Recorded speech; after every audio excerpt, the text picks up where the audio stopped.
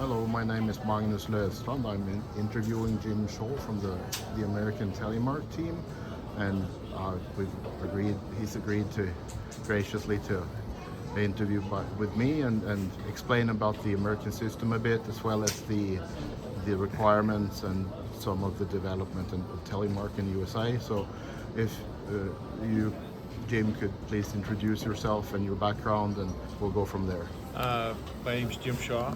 I work with both telemark and Alpine. I live in Colorado and have for the last close to 40 years.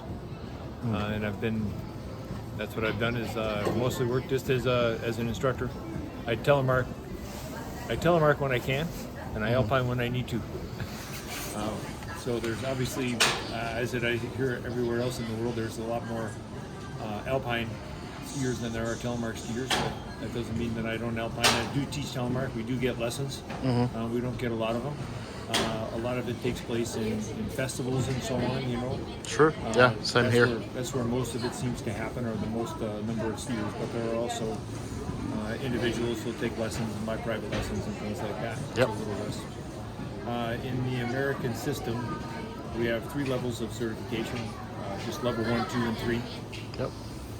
To give a sort of an overview of them, a level 1 instructor is certified to teach up to, I would say, advanced green, easy blue trails. Level 2 certified instructor is certified to teach up to easy black or advanced blue kind of things, and some introductions to off-piste and mobiles and so on. A level 3 is more or less anything on the mountain, every condition, all things. We also, after that, but this is more, our country is broken into 8 regions. Yep. And the certifications that I just explained are national certifications. In addition to that, most regions have some way of conducting assessments or examinations. You know, we have levels of trainers and examiners and so on within those divisions, but that are regions. But that's a more in the region, and it's not a national piece. Sure. And then in addition to that, so I represent, along with Keith and Greg, who are here with me, I represent the telemark side for the PSIA national team. Right, and all the alpiners, snowboard, adaptive cross country as well. Are they about 1 week long, these courses, and then No, with some actually, practice between? They or? actually vary in length from region to region, but in telemark, Yeah. all regions are 2 days for level 2 and 3. I know where I live in my region, Rocky Mountain, it's 2 days for level 2, but I think that some regions are just 1 day for 2 days for level 1, but I think some regions are just 1 day for level 1. Okay. We're actually working right now as a country, as PSIA, to get all the regions to become more unified. Yep. We've recently come together with more national standards. So the standards are, at least in verbiage and words, are now exactly the same everywhere in the entire country. Okay, good. The assessment form is exactly the same everywhere Yeah. in the entire country, and this is literally new for us in the last year or 2. Oh, really? So this has been an effort we've been putting forth, and when you look at the country as far as that goes, you know, it's 3,000 miles, or what is that, 4,500 kilometers Yeah. across, you know. Yeah. So it's Hard to do. and really different. I mean, mountains that are as little as Tiny 50 ones or and really 65 meters in elevation, you know, to ones that are, 1,000 meters or Yeah. more. Yeah. You know, so very, very different things across the whole country, and different clienteles and lessons and everything like that. Yeah. But anyway, we've come together with very consistent standards as of recent. Oh, good. How do you get up? How do you meet the ISIA standards? Because I think you do, as far as I remember. Well, we do. We have some pieces that don't fit the ISIA standards. For instance, there is, I don't know if any regions do it, I don't think so, but there's no speed test required for our certification. Okay, I think that's one thing. We don't have any like avalanche requirements. Okay. You know, assessment requirements and things like that. It's fully, because virtually everywhere that we go, there is no like off or out of bounds skiing. No, you can have off-piste skiing, but it's made safe by avalanche control Yes, and things. And that's off-piste within the bounds Yeah. of the ski area, which Yeah. is controlled. Yeah. So that doesn't really happen either. And in the United States, it's also very site-specific. Mm-hmm. So because you're certified doesn't mean you can go anywhere and teach. Sure. You're only allowed to teach at the resort where you are employed. Oh, really? Yes. So it's not. Aha. It's very different than the European system Aha. as far as that goes. Yeah. So I think that's one of the reasons ISIA is so much more in depth, because it transfers to even different countries. You know. Sure. Yeah. Yeah, and we're a bit different as far as that goes. No, so you can't be in a Rocky Mountain trainer. You can't go directly and work at some other country, in Maine on the East Coast. You can't just go. You can be hired to go. Yeah. But it comes from either from one of the regions, the ski instructor regions, or PSIA national, right? Or the resorts can permit that if they choose to do that. Like Okay. I do go to other places and teach lessons, but that's based on the resort's permission to say, yes, we'd love to have you come and you're welcome to work with your clientele here. Okay. All right, So that's an issue as well, whether they allow a kind of private ski instructor to work within the bounds of a ski area. Yeah. And sometimes it is, and sometimes that permission is not granted. In other words, I ask about going to another place, and the other resort says no, we don't allow that here. Okay. So that does happen. It works both ways. But anyway, your level 3, does that grant you the ISIA standard in any way? Not automatically. No. We have a couple small requirements, so I have the ISIA stamp. Yeah. I do have certifications that we have to have. We're supposed to have a certification in multiple divisions or Sure. multiple disciplines. Yep. Also, language requirement. Sure. Which I'm so at, but I can speak.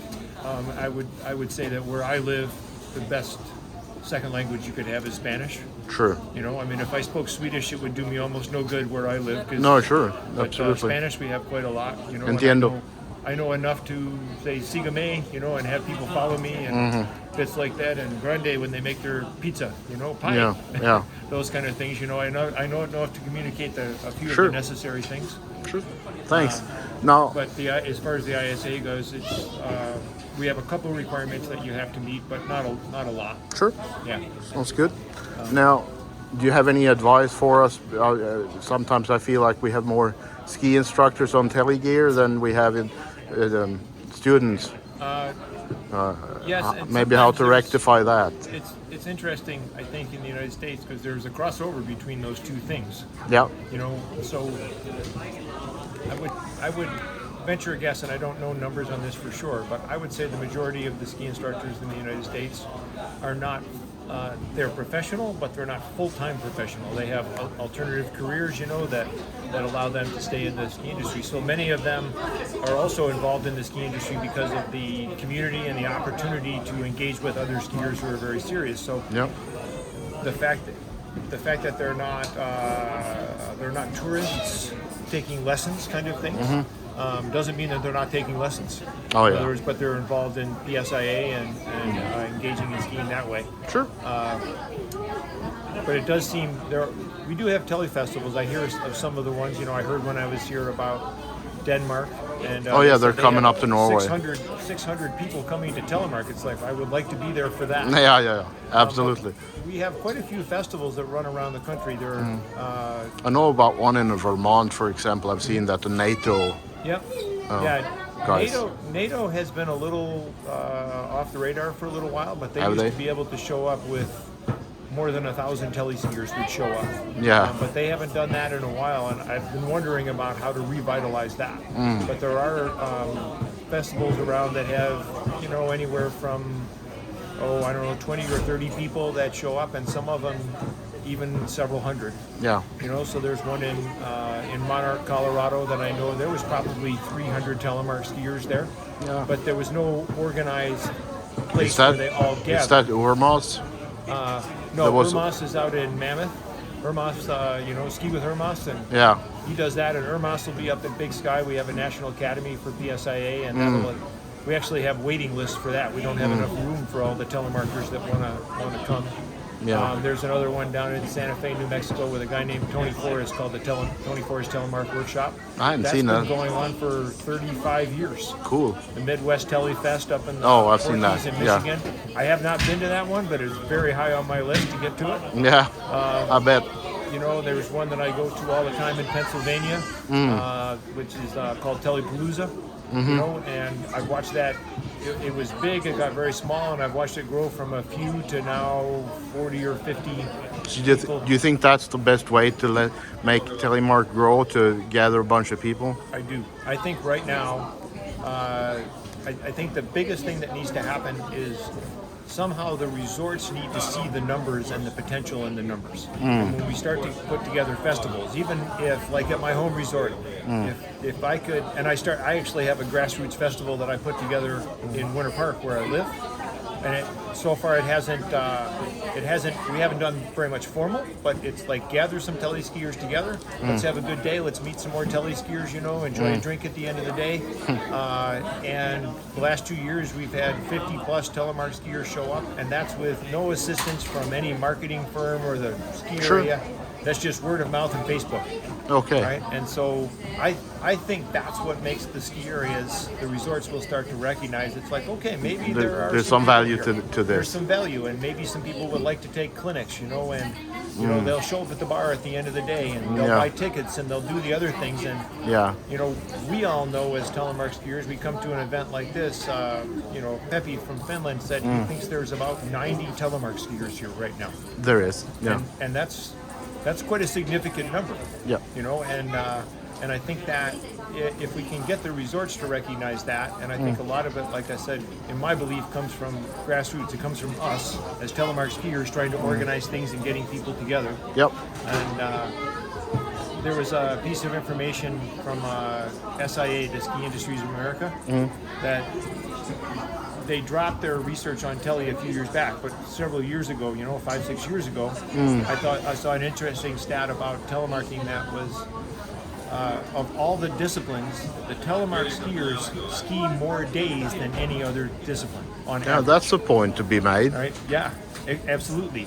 And to me, what that says is the telemark skiers, in some ways, are actually, of everybody, the more serious skiers. They're the people that come into it. Yeah. I also think there's some misses that we have, and the Swiss team brought this up in their indoor presentation, and it was about how, and I've believed this for a while, telemarking it's not about how do we get kids telemarking, because our primary demographic is people that have already been involved in snow sports. Yeah. I think a lot of alpine skiers, and they're, you know, when I say older, I don't mean 60. I mean they get to be 30 years old or 40 years old, and they want to take up something new and not just continue with the same thing. It's not all just about how fast you go. It's about the grace and beauty of telemarking. Yeah. You know, and the movement in the boots, and you know, and so on. And I think that if we can start to attract those people and provide opportunities, access to equipment is a huge issue. Yeah. I personally own 20 pairs of boots and 10 or 15 pairs of skis, and I got all that. I assembled all that equipment just so I could help people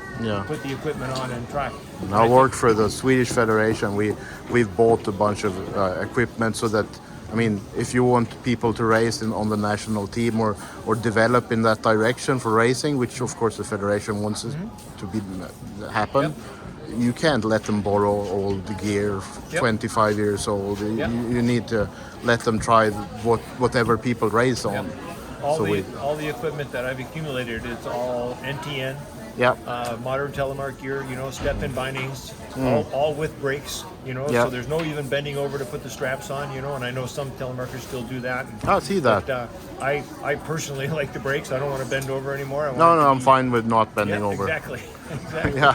So make it more accessible to more people in a more user-friendly manner. And if we can get people to see that part of telemarking, I have a piece that I say, even if you've never telemarked, you know, and we had to get up on the bench right here and jump onto the floor, would you rather have your alpine boots or your telemark boots? And even the people that have never had telemark boots on know which one they'd rather have on. Yeah. You know, that's the piece that appeals, I think, to people, like I said, maybe not the kids who just want to fly down the hill really fast, but you get the adults, and they look at this and they go, no, this is about movement and easy and fun and nice on my body and graceful and smooth.